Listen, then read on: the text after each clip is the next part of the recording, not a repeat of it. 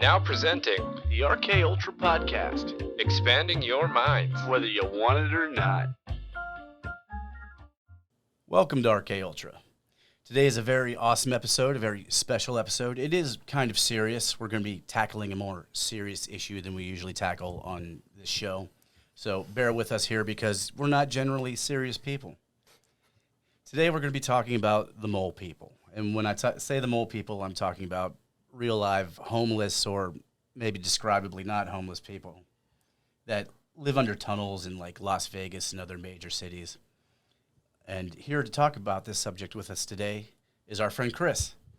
Hey guys, first off, I would like to say it's an honor and privilege to be here, especially just flying in from Las Vegas, doing my own research on these mole people.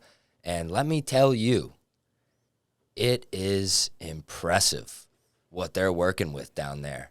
I mean, I cannot wait to dive into this topic with you guys. I've been waiting.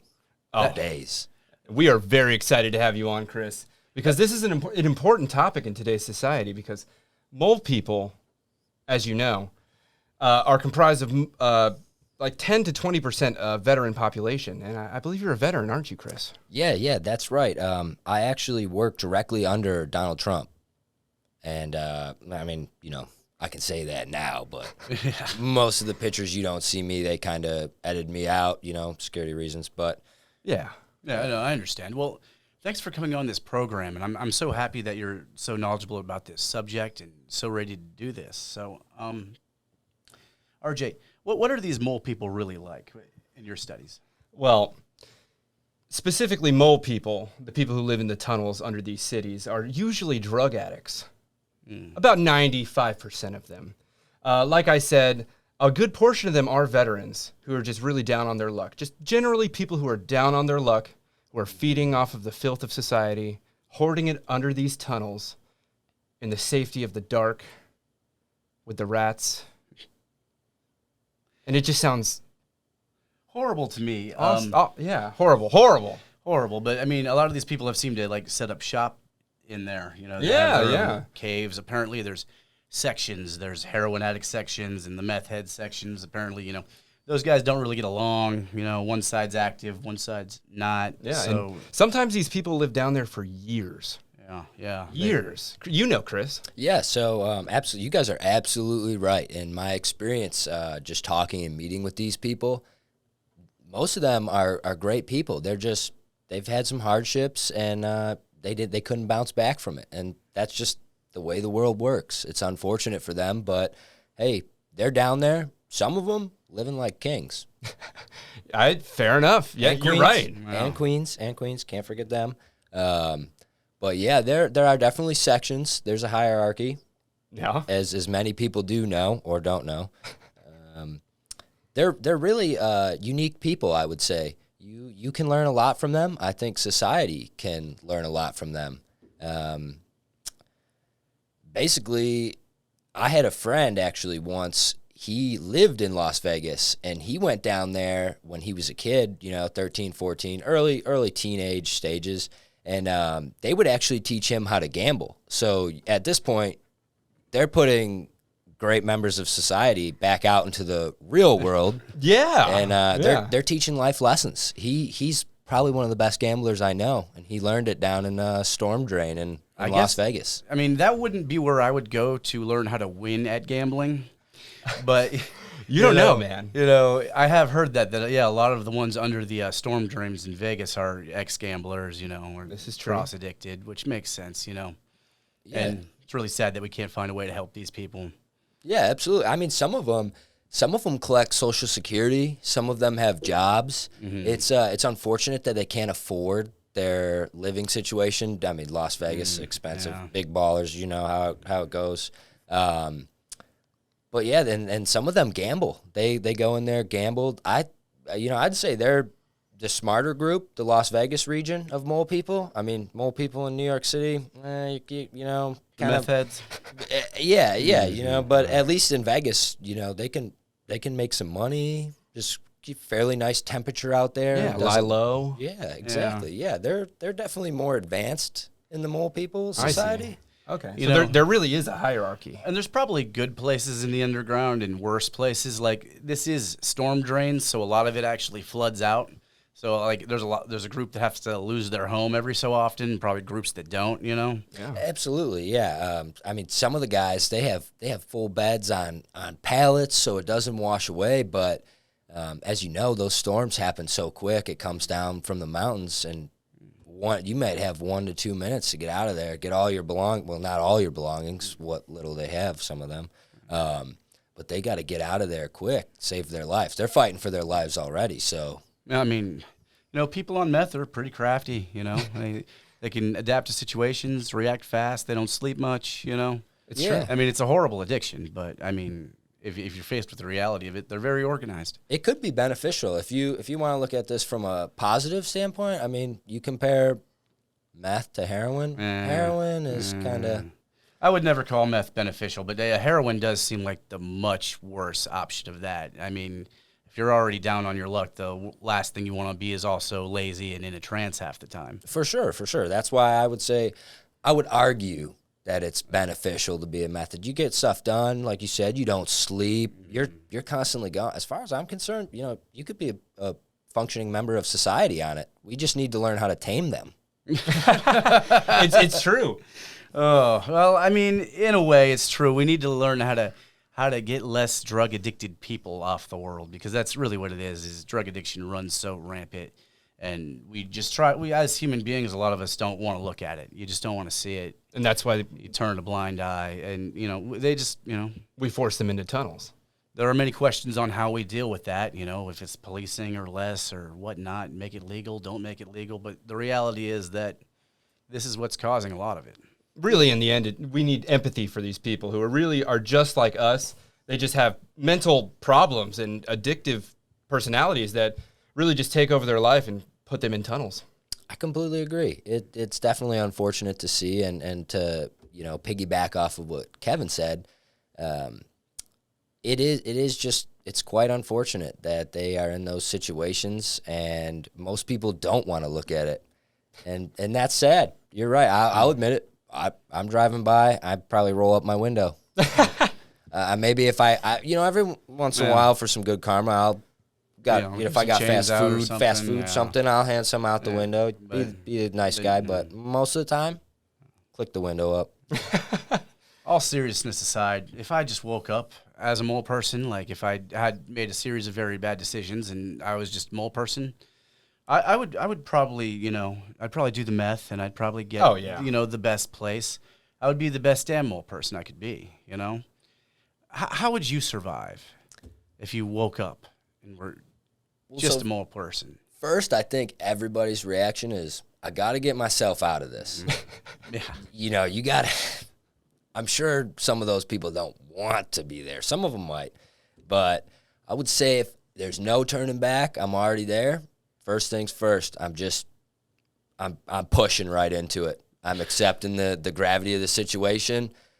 Gonna find myself some meth, maybe a little bit of protection first. There you go. Yeah. And then I'm just gonna, like I said, right into it. Yep. Do you climb the hierarchy at all? Do you get involved with the politics?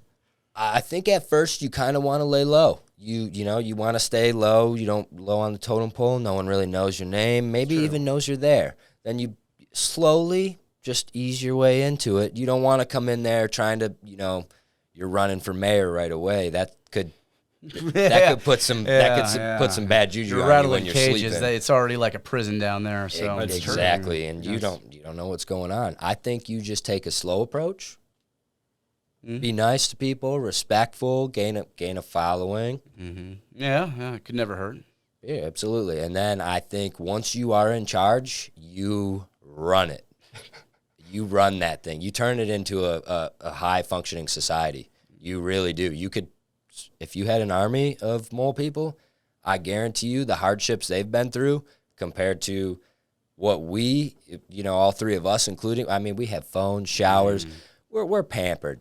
You take an army of mole people and put them up against an army of us. Yeah, it's true. We're probably going down. We lose that battle. They are very, you know, adaptable. They have more desperate measures, for sure. Yeah, they have a finer appreciation for life because they don't have they don't have much, you know. Yeah, that's true. It's another reason to try to rehabilitate and try to find a problem for this situation. Yeah, I agree. They're crafty, and they could really actually help society if we did rehabilitate them. I firmly believe that. Yeah. It's nice to hear someone with similar opinions, you know. Oh yeah, for sure. Really.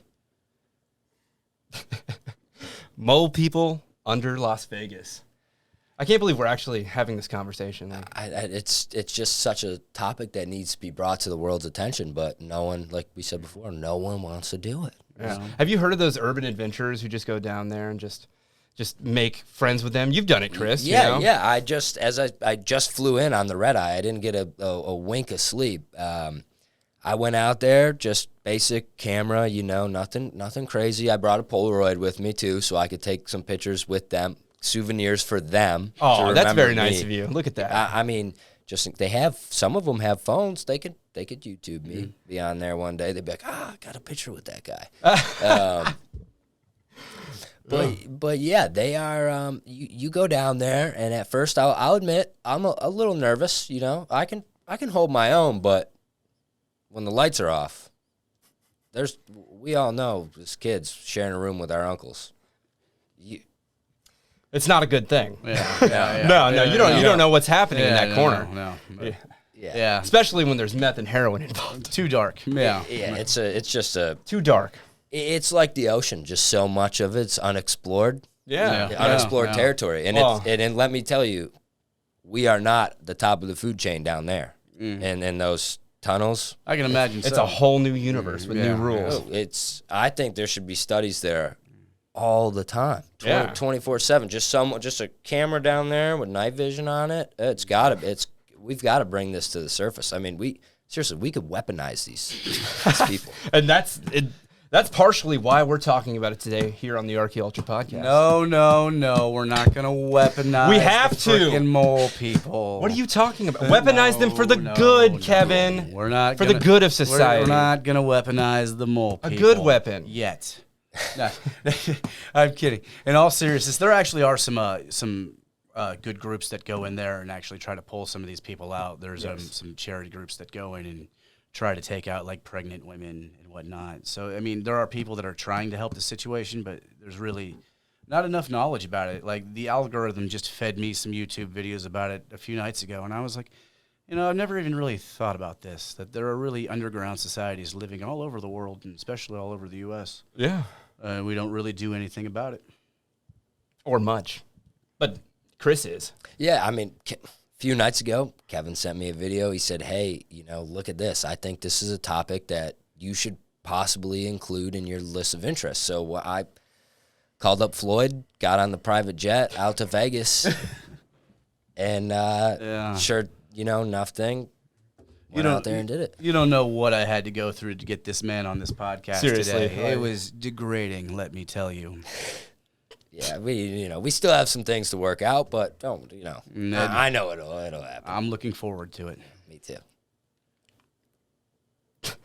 That was great.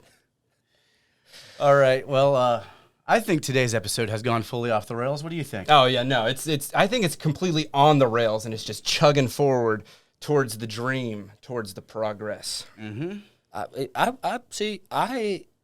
I also agree with that, because while we might be considered off the rails, we're hitting everything in this subject, all the different corners. We're getting really into it, so we might be off the rails, but the knowledge that we're just putting into people's minds right now, some of them might not handle it. They might have to be taking notes down there. Yeah.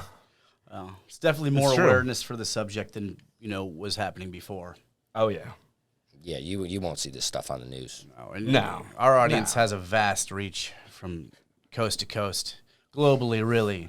So highly intellectual people. I mean, they are just. Yeah.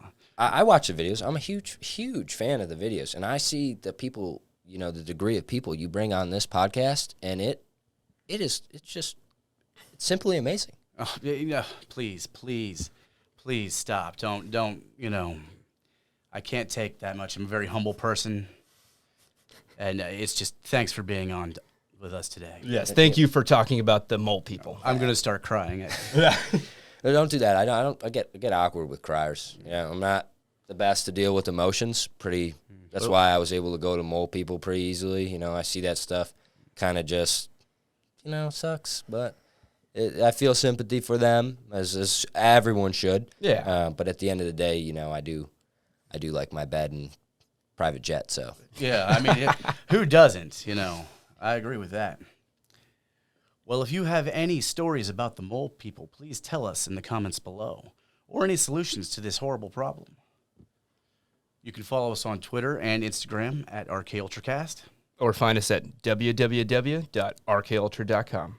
Thanks for coming, Chris. So follow us because we'll be following you. thanks for having me.